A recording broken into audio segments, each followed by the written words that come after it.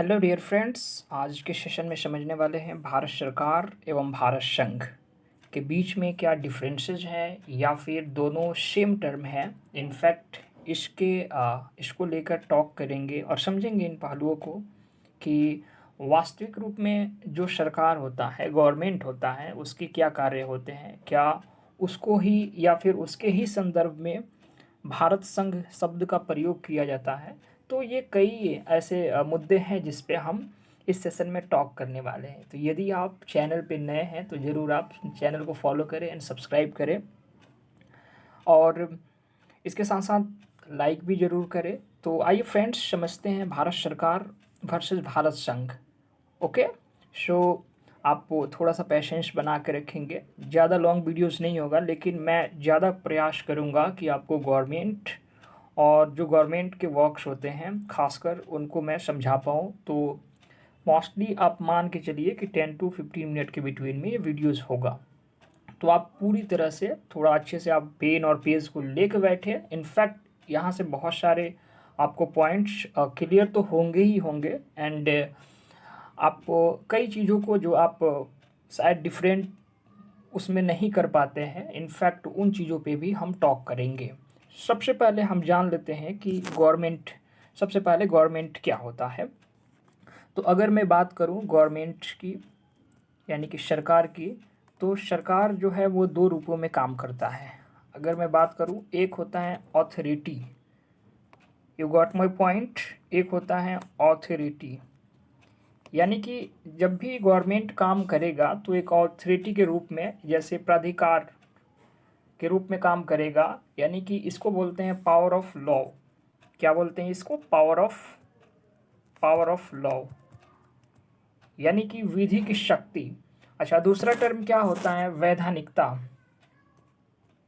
दूसरा होता है लेजिटिमेसी। मैं यहाँ पे लिख देता हूँ लेजिटिमेसी,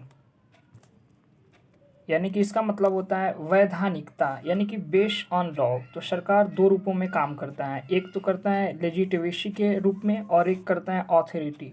ऑथोरिटी मीन्स ये हुआ, ये मान कर चलिए कि जो पावर ऑफ लॉ है यानी कि जो विधि का शक्ति है उसके रेफरेंस में गवर्नमेंट काम करेगा। लेकिन अगर बात करें हम लेजिटिमेसी का, यानी कि बेस्ड ऑन लॉ, विधि के आधार पे, इसको क्या बोलते हैं? बेस्ड ऑन लॉ, यानी कि विधि के आधार पे ये कार्य करेगा। लेकिन सबसे इम्पॉर्टेंट चीज़ें हमें ये जानना है कि भारत सरकार और भारत संघ।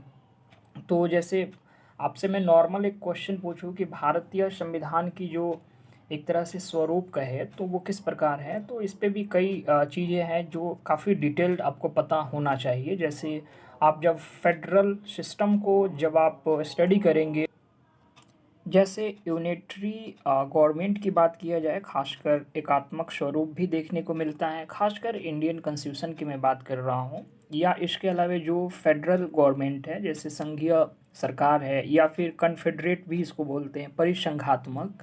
तो इनफैक्ट आपको यहाँ पे थोड़ी चीज़ों को समझना होगा और जानना होगा कि जो इंडियन कॉन्स्टिट्यूशन है उसकी जो एडवांटेज हैं और उसका जो स्वरूप है वो किस प्रकार का है। खैर, हम बात करने वाले हैं भारत संघ और भारत सरकार के बीच में जो डिफरेंसेस हैं या फिर एक ही है, इन चीज़ों पे हम बात कर लेते हैं। तो 1964, यू गॉट माई पॉइंट। 1964 में एक मामला आया था सुप्रीम कोर्ट में, state of Punjab versus Okara grain buyers syndicate limited. अच्छा, ये मामला आया था खासकर भारत सरकार और भारत संघ के डिस्प्यूट को लेकर 1964 में। तो सुप्रीम कोर्ट के न्यायालय द्वारा एक तरह से वहाँ पे जो जस्टिस थे उनके द्वारा ये निर्णय दिया गया। सुप्रीम कोर्ट का निर्णय ये था कि भारत सरकार, मेरे साथ लिख भी सकते हैं, भारत सरकार और भारत संघ दोनों अलग है। ओके, यानी कि एक दूसरे से दोनों क्या है? भिन्न है, दोनों अलग अलग है। तो आपको ये देख के हमें बड़ा व्यवहारिक रूप में लगेगा कि भारत सरकार को ही हम भारत संघ बोल देते हैं, लेकिन जो जेन्युइन बातें हैं उसको समझना और जो कंसेप्चुअल एक अंडरस्टैंडिंग है उसको डेवलप करना बहुत ही मस्ट इम्पॉर्टेंट हो जाता है। खासकर जब आप किसी भी सिविल सर्विसेज परीक्षा की तैयारी कर रहे हैं उसके लिए, तो फिर आप एक अच्छे ब्यूरोक्रेट्स बनेंगे, तो इन चीज़ों को समझना आपके लिए बहुत ही ज़रूरी है। तो सुप्रीम कोर्ट ने कहा कि भारत सरकार और भारत संघ दोनों अलग है। उसके साथ साथ इन्होंने ये भी कहा कि जो भारत सरकार है वो विधिक निकाय नहीं है। ओके, आपको याद रखना है कि भारत सरकार विधिक निकाय नहीं है, लेकिन भारत संघ एक विधि निकाय है। अगर मैं बात करूं तो भारत सरकार एक विधिक निकाय नहीं है, लेकिन भारत संघ को सुप्रीम कोर्ट के द्वारा 1964 का जो मामला आया था न्यायालय में, तो न्यायालय द्वारा भारत संघ को विधिक निकाय यानी विधिक निकाय है। इसका मतलब क्या होगा कि भारत यानी संघ के पास क्या होगा, अधिकार होगा। ओके, यानी कि राइट्स तो मिलेंगे ही। अच्छा, राइट्स के अलावा क्या मिलेंगे, तो राइट्स के अलावा इनके पास कर्तव्य होगा। जब आप गौर से जब आप स्टडी करेंगे बेयर एक्ट्स को या फिर राज्य व्यवस्था को, तो आप एक चीज़ों से ज़रूर रूबरू होंगे कि जो संघ है उसके विधि निकाय के रूप को संसद कहा जाता है।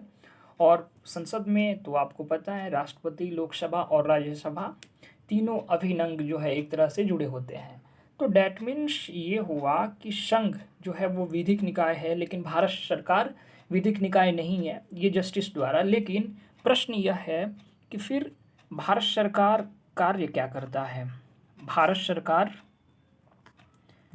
सरकार का कार्य क्या होता है। तो अगर मैं बात करूं कार्यों की, तो भारत सरकार संसदीय लोकतंत्र में, यू गॉट माय पॉइंट, संसदीय लोकतंत्र में आप मेरे साथ लिखते चलेंगे तो ज़्यादा बेटर होगा, बिकॉज टाइम को जो यूटिलाइज करना है तो आप you have to be decide that आपका ये टाइम है, और आप टाइम अगर दे रहे हैं कहीं पे तो इनफैक्ट उसको बेहतर रूप में आप एक तरह से उसको स्ट्रक्चर दें ताकि उससे कुछ बेनिफिट लिया जा सके।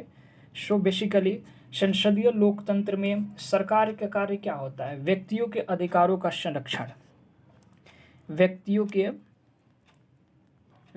के जो राइट्स होंगे उसके अधिकारों का संरक्षण करना, और दूसरा जो संसाधन है, रिसोर्सेज हैं, उस संसाधन को व्यक्तियों तक समतामूलक रूप में वितरण करना। अर्थात भारत सरकार का देखा जाएगा तो कार्य क्या है कि संसदीय लोकतंत्र में जो व्यक्ति है उसके राइट्स को संरक्षण देना, और दूसरा संसाधनों का समतामूलक वितरण करना, ये भारत सरकार का उद्देश्य होता है। लेकिन इसके बियॉन्ड में भी हम सरकार के कार्यों को जानेंगे, थोड़ा सा डिटेल में जान लेते हैं कि भारत सरकार के जो कार्य होते हैं, स्पेशली गवर्नमेंट के जो वर्क होते हैं वो किन रूपों में होते हैं।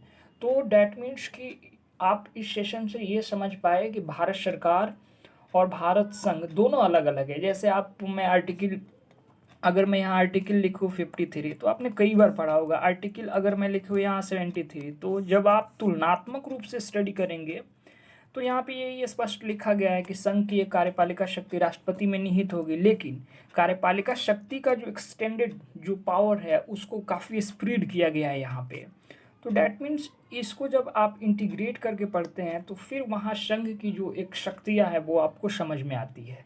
सो नाउ अगर बात करें कि सरकार के कार्य क्या होते हैं, तो सरकार के कार्य तो दो भागों में हम यहाँ पे वितरण कर देते हैं। जैसे मान लीजिए कि एक गवर्नमेंट का सामान्य जनरल कार्य होगा। जैसे अगर मैं जनरल की बात करूँ तो जनरल में क्या आएगा, जैसे आप मान लीजिए कि सेफ्टी हुआ, सुरक्षा को लेकर हुआ। इसके अलावा जो इकोनॉमिक ग्रोथ होता है, ओके, इकोनॉमिक ग्रोथ हुआ, या फिर सोशल वेलफेयर के लिए जो वर्क किया जाता है, सोशल वेलफेयर के लिए, ओके, तो वो भी एक तरह से क्या है, यह सब जो है वो सामान्य काम है सरकार के। लेकिन अगर स्पेसिफिक की बात किया जाए विशिष्ट, तो इसमें आपको रेगुलेटरी मिलेगा। ओके, जैसे रेगुलेटरी को क्या बोलते हैं, नियामकीय, यू गॉट माय पॉइंट। इसके अलावा मिलेगा सर्विस डिलीवरी यानी कि सेवा आपूर्ति, सेवा आपूर्ति।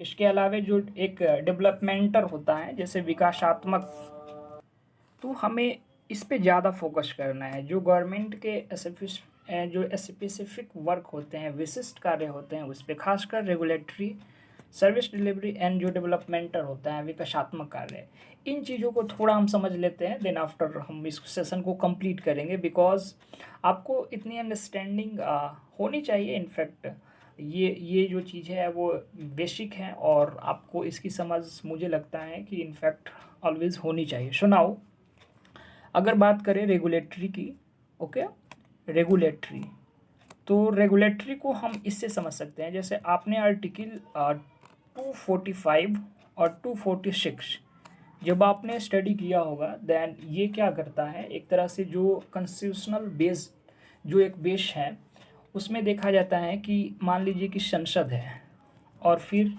अगर बात करें हम राज्य विधायिका की, ओके, राज्य विधायिका की, तो एक तरह से देखेंगे कि मतलब जो कानून बनाने का अधिकार है तो उसके लिए विषयों का बंटवारा किया गया है। तो आप यहाँ से भी इसको देख सकते हैं कि जो रेगुलेटरी का इम्पोर्टेंट है वो कितना रोल है।